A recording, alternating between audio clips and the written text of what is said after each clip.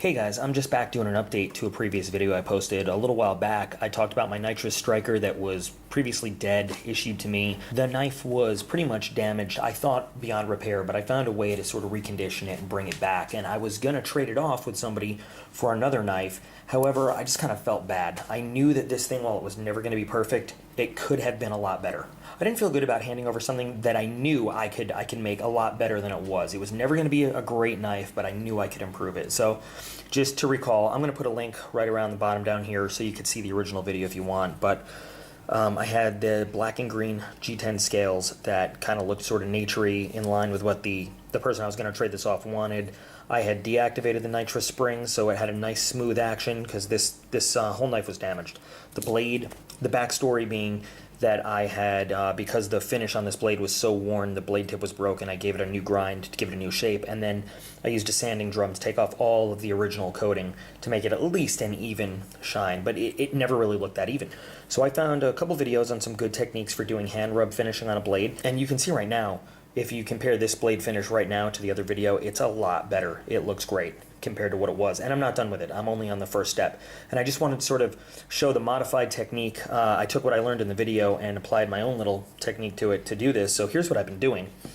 Pretty much I've been using just some standard 3M, starting with 220 grit wet dry sandpaper.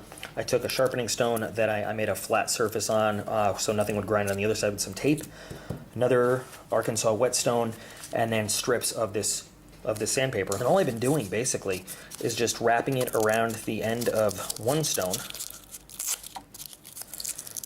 taking the blade itself and putting it on top of the taped up stone, giving it a few drops of oil for lube, and I'm just using some Lansky honing oil on this because I had it around, and then also putting a few drops of oil on this sandpaper and spreading that around, and I'm just doing a series of 25 strokes on all surfaces on this blade here,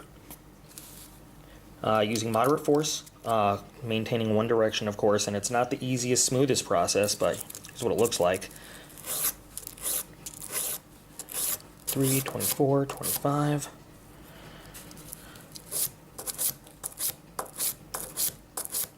3, 24, 25.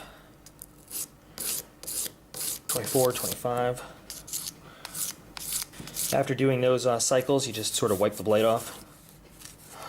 What's there, I'm not going to do a whole cleaning on it, but now I'm going to put some more oil on the other side and start again. A little bit on the stone.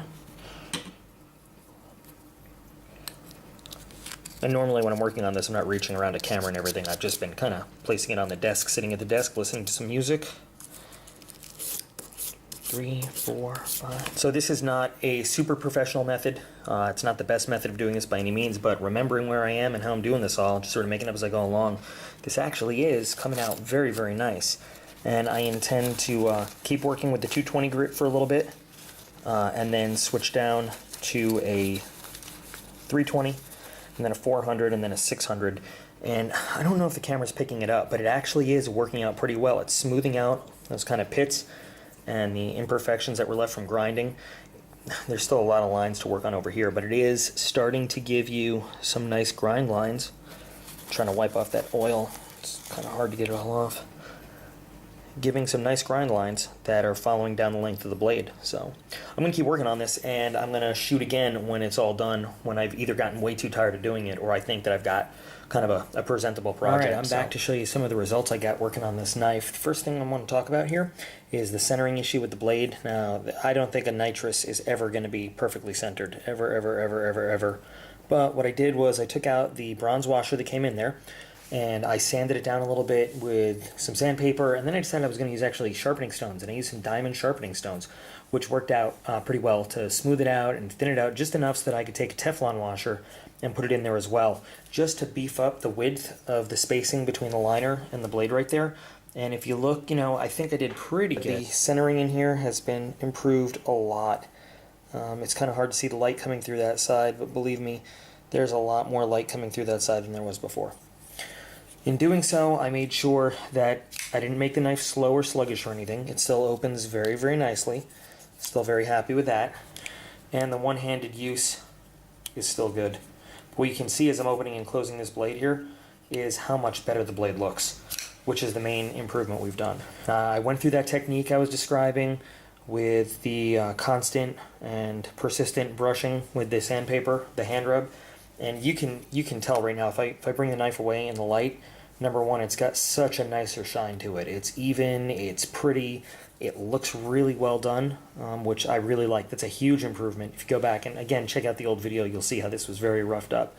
But if you look up close, it's got those very, very fine lines from the hand rubbing, which is great. And you know, to see this blade in real life, it looks a million times better than it did. So I'm going to call this one good for now, it being a restoration project and not much more. And you know, I'm not sure what I'm going to do with it, but I have it.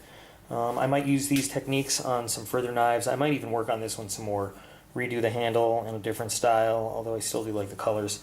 Another thing, by the way, I managed to find a screw that fit over there to hold this bar in place. This is the stop for the blade, but because it's in that octagon shape, it's got to be just the perfect position.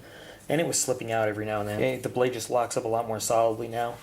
And, you know, along with the prettier finish on it, I've got a little bit more functionality in this. So I just wanted to share the results of that technique with anybody who might be interested in, you know, using it, anybody who's got a use to recondition the blade or anything. It's got fantastic results. This thing looks great.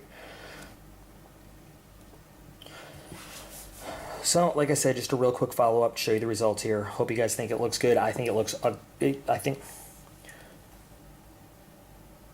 guys think this looks good. I think it looks a million times better than it did before.